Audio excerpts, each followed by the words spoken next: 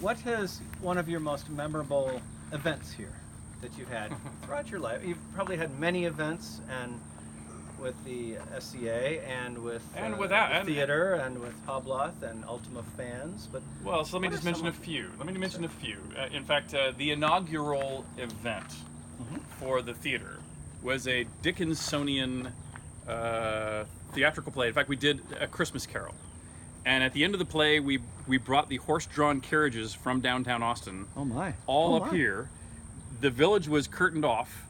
The carriages picked up the people from the theater, brought them over here into this village where we had a snow machine create snow over the whole place. Snow in Austin. Snow in Austin. So we actually did literally, you saw the play and then you came and lived Carol. it. That was a cool one. Through the three ghosts and everything. The full play, and yeah, everything was here. And we also did a Wizard of Oz event down here. We did a Titanic event here where we sunk. Kirk Watson was the mayor at the time. Okay. First day I met him was the day he arrived at the party that I invited him to, having never met him, and he came.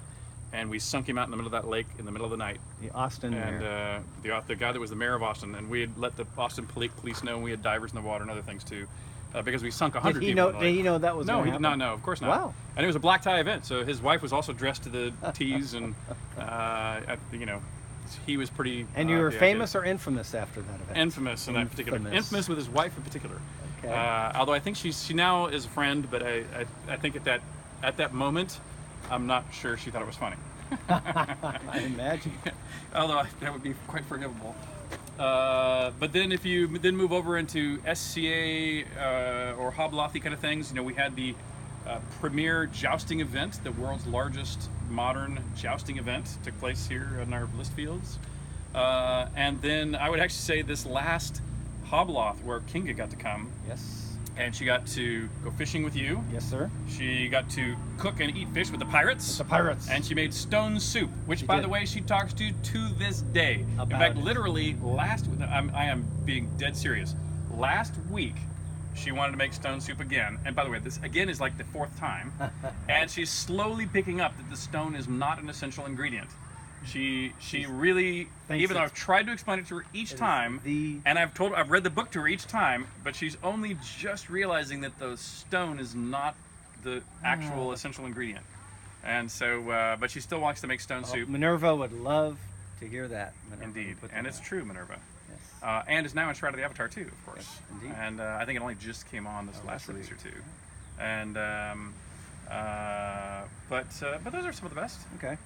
And there have been many more. So the layout, the types of buildings you described, based a lot on your Ultima experience, your Ultima. Well, not the layout, but the high concept of its existence. Okay. But it all goes back in many ways to Dungeons and Dragons, Lord of the Rings, and the SCA. Okay. Those were the three things that spawned Ultima. For that. And in fact, if I go back to the SCA, that fort down there is built in homage and pretty much just like a fort. It's in Beaumont, Texas. Oh my goodness! And when I was early in the SCA, I would go and fight events at their fort, and I was very impressed with it. And I said, one day I'm going to build my own fort, and so that's modeled after theirs. And the Baron and Baroness Simon and Tessa were the folks who did that. So tell us a little bit about the land down here. It's protected. It's on the river. It is. It's a half a mile of lakefront. I put a conservation easement on the property, and so it can only have one house. It's 65 acres or so. Wow. And it will only ever have. So these are not considered permanent dwellings. No. Although when we put the conservation easement on it, we counted this as impervious cover, just to make sure I could continue to have this and a few more. And you're able to take care of this while you're in New York? Yes, although some may know that this piece of property is for sale. Some may know. Some may know, and if you don't, you know now. And that's because so it's taking care of it technically is easy to do from New York. I mean, Dale's the guy that really takes care of it. The problem is the load on this, just to maintain all this, just keep the grass cut and the water running and the electricity on, is not a small nut to cover. And so, and part, when I married my wife, she's a New Yorker and I'm a Texan. And the house I was building here is sort of my dream bachelor pad before I met her, Britannia Manor 3. Okay. That is not exactly a family home, nor her dream house. Okay. And so now, part of our negotiation to consider Austin as a more permanent residence for both of us, or for the family, is to also consider a more manageable totality of property that is in keeping more with her sensibilities, not just mine. And between you and your wife, you not only managed to negotiate dwellings, I imagine, but also your last name. Can you explain that a little bit? Why, sure. Well, we're deviating very far from property, but we will get back to the subject at hand. Indeed we are. But I am a devout believer that the human species is very patriarchal for reasons that are evolutionarily understandable, but modernly no longer relevant or important. And in fact, I think it would currently, I'd say that the sexism in today's culture, the remnants of sexism, are harmful to general success of society and progress as a species. And so part of my personal little battle on fighting sexism is not only to say that if a couple has the ability, if only one or the other adult member of a couple could earn a living to sustain the family, well, then you probably ought to follow that person's career. But if both of you are capable of providing for the family, then why not pick the woman? Why not follow the woman's career? Because I think that you're just helping to, even out the long-term statistics. There's no reason not to. It's not. I don't think it's a moral imperative. I think it's an opportunity lost if you don't.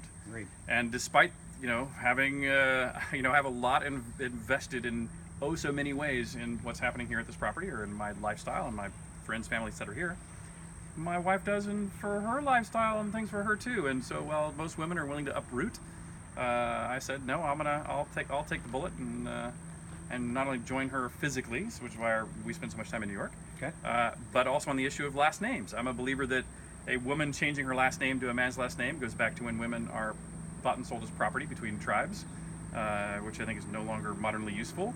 But since most of us guys are raised that we're going to keep our name, we probably don't want to change our name. Most of us don't prefer to. Right. Women often are willing to, but I think that's because they're raised that way. But I think it actually works against their equality in life. And so even if it's just small things like how easy it is to follow a male lineage back through the kings and queens of the past versus how hard it is to follow a woman's last name changing through time, or if it's just the continuity of your professional existence, or if it's just the fact that even if you keep your maiden name as a woman, your children are going to pick some name, and they usually pick the eyes. Sure. And so almost every solution modernly is patriarchal. So was the one I negotiated with my wife, but it was a negotiation. She either wanted to take my name or I take her name. We negotiated to a blended name. So my name was Garriott. Her last name was Pichot de Caillou de Sinapore. So we took Garriott de Caillou as our last name, shortened hers, lengthened mine. But that's still, in my mind, not perfect, because all those names, the Pichot de Caillou de Sinapore, is all the appendages of maiden names that are added, which you can't do forever. You have to lose them eventually. Right. And usually you'd end up dropping the woman's, which is patriarchal. And so that was the best I got out of my relationship. But it's still incomplete. That's a battle I'm still fighting. Okay. I will teach my kids to do something more like I would do, which is everybody keeps their name. Continue. Female children take a father's last name. Male children take the mother's last name. It's equally biased all through time and history. Is this how Tracy Hickman did the Kender in his novels, where the name just got continually longer and longer and longer and longer? Something like that. Yeah, could have. Yeah. Okay, now I know what you mean. Yes. So we're here looking around Castleton. We want to head up to the theater. Indeed, let's go. And we'll do that next.